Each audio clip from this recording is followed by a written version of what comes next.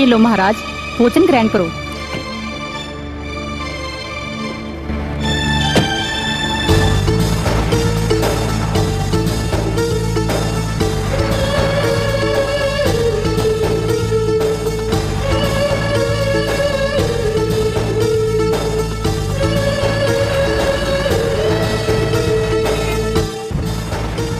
माई, लड्डू तो बड़े स्वादिष्ट हैं। क्या माई, तुम हमें इसी प्रकार भोजन कराते रहोगी? माई, तेरे चेहरे से लग रहा है तुम बहुत दुखी हो। तुम चिंता मत करो माई, गोरखनाथ जी तुम्हारे सब दुख दूर कर देंगे।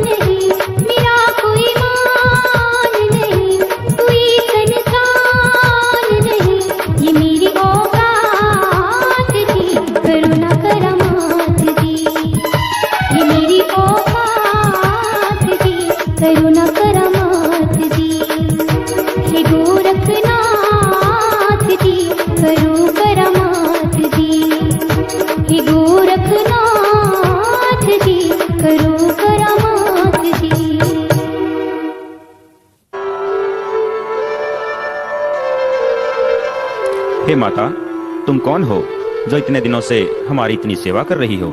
हे गुरु गोरखनाथ, मैं गढ़ ददरेड़ा के राजा जेवर सिंह की पत्नी बाछल हूँ। जेवर सिंह की पत्नी बाछल हूँ। क्या हुआ देवी, तुम रोने क्यों लग गई? क्या तुम्हें धन की कोई कमी है या तुम्हारी ददरेड़ा नगरी पर कोई संकट है? नहीं महाराज, नहीं हमारे कोई धन की कमी है और नहीं हमारे नगरी पर कोई संकट है।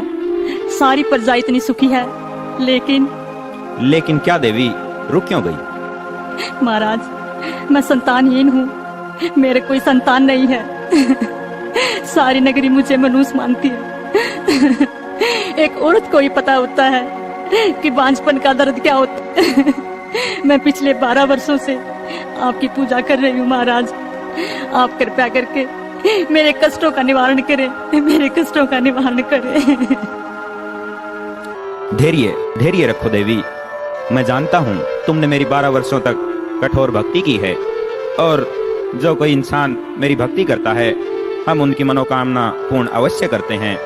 इसलिए हे देवी बाछल, तुम कल सुबह आना, हम तुम्हें पुत्र रतन का वरदान देंगे और उसके बाद हम ददरेड़ा से प्रस्थान करेंगे।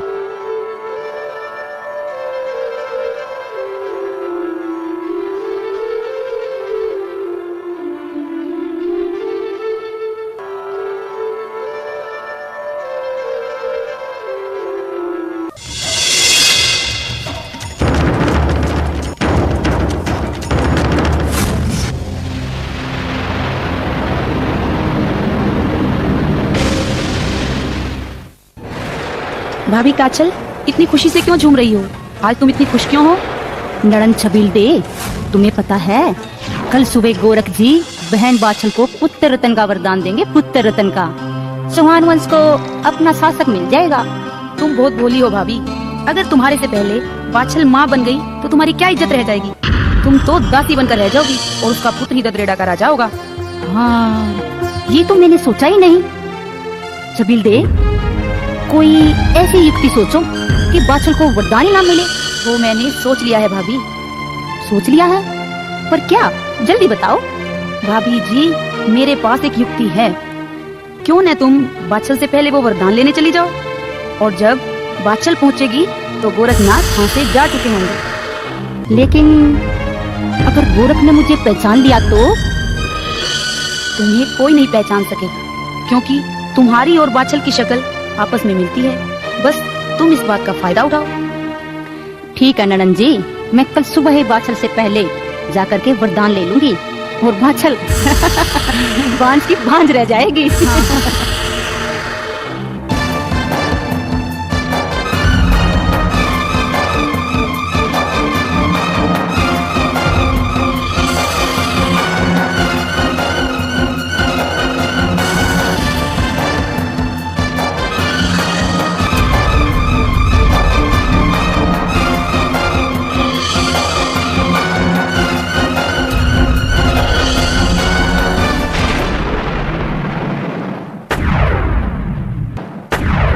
क्या बात है देवी, पुत्र प्राप्ति की खुशी में लगता है रात को नींद नहीं आई, जो इतनी सुबह आ गई। हे देवी, हम तुम्हारी भक्ति से बहुत प्रसन्न हुए। हम तुम्हें ये इच्छाधारी फल देते हैं जो कभी गंगा मैया ने मुझे दिए थे। तुम इनको खा लेना, इससे तुम्हें 2 पुत्रों की प्राप्ति होगी, जिनका नाम तुम अर्जन व सर्जन रखना। ये बालक बहुत ही महान होंगे, इतिहास में इनका महत्वपूर्ण स्थान होगा। अब हम यहाँ से प्रस्थान करते हैं। जय हो महाराज की, जय हो बाबा गुरु गोरखनाथ की।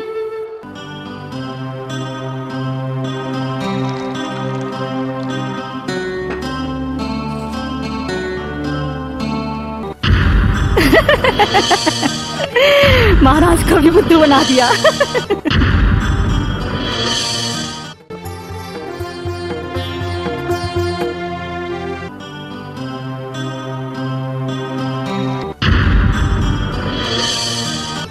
महाराज, महाराज, हे गुरु गोरखनाथ, हमें छोड़कर कहाँ चले गए?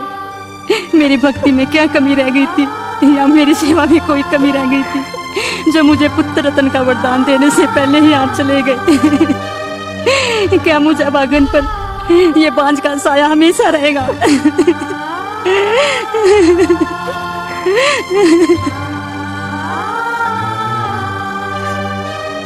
हे देवी, तुम कौन हो? मैं इस गढ़ ददरेड़ा की महारानी बाछल हूँ, पर तुम कौन हो? प्रणाम महारानी बाछल, मैं इस बाग का माली श्रीधर हूँ। हे श्रीधर, तुम ही बताओ, कि बाबा गोरखनाथ किस तरफ गए हैं? गोरखनाथ जी तो अब से थोड़ी देर पहले यहाँ से चले गए। श्रीधर, तुम ही बताओ कि बाबा गोरखनाथ किस दिशा की तरफ गए हैं? ये तो मुझे मालूम नहीं है महारानी, पर जाने से पहले चटपट महाराज कह रहे थे कि गोरखनाथ कुछ समय के लिए गोगाना के डेरे पर विश्राम करेंगे।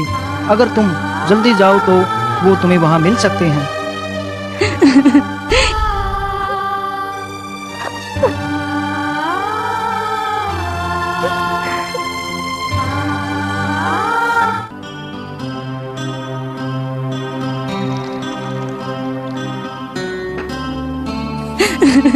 हे गुरु गोरखनाथ, मुझसे क्या गलती हो गई जो आप मुझे बिना वरदान दिए चले आए? मैंने आपकी 12 साल तक तपस्या की है, मैंने आपकी 12 साल तक भक्ति की है।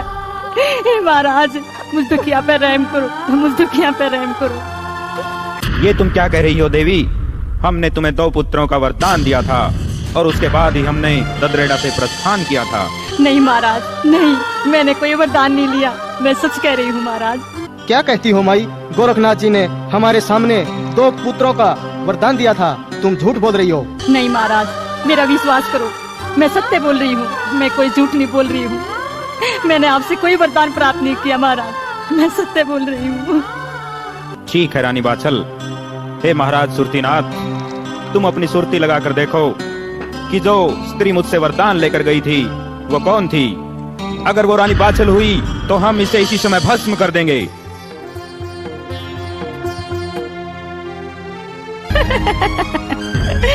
महाराज को भी बुद्धू बना दिया। हे महाराज, रानी बाछल ठीक कह रही है, इन्होंने वरदान नहीं लिया, वो इनकी छोटी बहन काछल थी जो धोखे से आपसे वरदान ले गई। महाराज जी हाँ महाराज, हम जुड़वा बहने हैं और हमारी शक्ल सूरत आपस में बहुत मिलती है। इसी बात का फायदा उसने उठाया है, इसी बात का फायदा उठाया है महाराज। यानी काछल ने छल व कपट से हमारे से वरदान प्राप्त किया है। ये काछल ने बहुत गलत किया। हम उन्हें श्राप देते हैं कि उनकी जो संतान पैदा होगी वो छली कपटी और धोखेबाज होगी। इतिहास में कभी उनको ख्याति प्राप्त नहीं होगी और उनकी मौत का कारण उनका छल कपट ही होगा। लेकिन महाराज, आप मेरी व्यथा, मेरे दुख दूर कीजिए। मैं पुत्र के बिना नहीं रह सकती, मुझे भी पुत्र का वरदान दीजिए महाराज। इस तरह से वरदान दिए नहीं जाते माई, इनकी भी कुछ सीमाएं होती हैं। वो वरदान तुम्हें इसलिए प्राप्त नहीं हुआ कि शायद तेरे भाग्य में संतान ही नहीं है। नहीं महाराज, ऐसा नहीं कहिए महाराज, नहीं, मुझ पर रहम करो। मेरी 12 साल से गोदी सुनी है, मैं भी बच्चे के लिए बहुत तड़प रही हूँ महाराज, रहम करो। आप तो बड़े दयालु हैं, आप तो सबकी सुनते हैं, मेरी भी सुनो महाराज। नहीं माई नहीं, चली जाओ। मैं विधि के विधान को नहीं बदल सकता। शायद तुम्हारे भाग्य में संतानहीन होना ही लिखा है, तुम्हारे भाग्य में पुत्र नहीं है। रानी बाछल, चली जाओ यहाँ से। नहीं महाराज, नहीं, ऐसे शब्द मत कहो, ऐसे शब्द मत कहो। अगर आपकी इच्छा हो तो आप विधि को भी बदल सकते हो। आज मैं आपसे वरदान लिए बगैर नहीं जाऊंगी। अगर मेरी बहन काछल वरदान ले गई तो इसमें मेरा क्या कसूर है? आप ही बताएं महाराज, मेरा क्या कसूर है? अगर आपने वरदान नहीं दिया तो मैं यही सिर पटक पटक के अपनी जान दे दूंगी, अपनी जान दे दूंगी।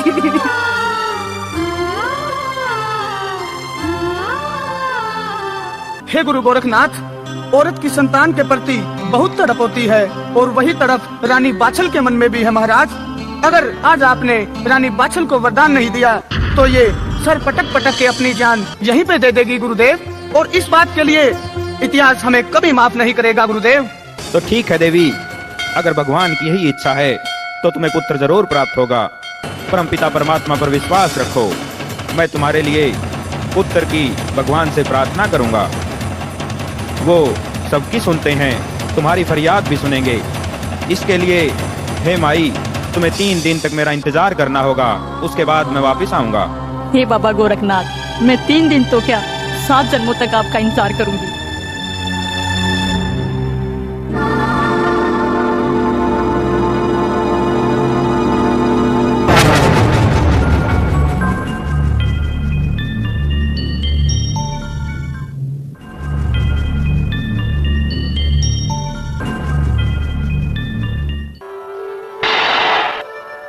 हे भोलेनाथ, अपने पुत्र गोरखनाथ का प्रणाम स्वीकार करें। तुम्हारी सदा जय हो गोरखनाथ। कहो किस विषय को लेकर हमारे सामने उपस्थित हुए हो? हे भोलेनाथ, आप तो तीनों लोकों के ज्ञाता हैं, आपसे क्या छिपा है? मैं बहुत दुविधा में हूँ भोलेनाथ। कैसी दुविधा गोरखनाथ? महाराज, मैं धरती पर रानी बाछल को पुत्र का वरदान देने का वचन देकर आया हूँ और बाछल के 7 जन्मों तक कोई पुत्र का योग नहीं है। मैं जानता हूँ गोरखनाथ, विधि के विधान को बदलने की तुम्हारी अक्षमता है और तुम अपनी इस जिद को पूरा करके रहोगे। अतः हे गोरखनाथ, इसके लिए तुम्हें जो संसार के सभी इंसानों की किस्मत लिखती है, बे माता, तुम्हें उसके पास जाना होगा। शायद वही तुम्हारी कुछ मदद करे। मेरा आशीर्वाद सदा तुम्हारे साथ है गोरखनाथ। जैसी आपकी आज्ञा भोलेनाथ।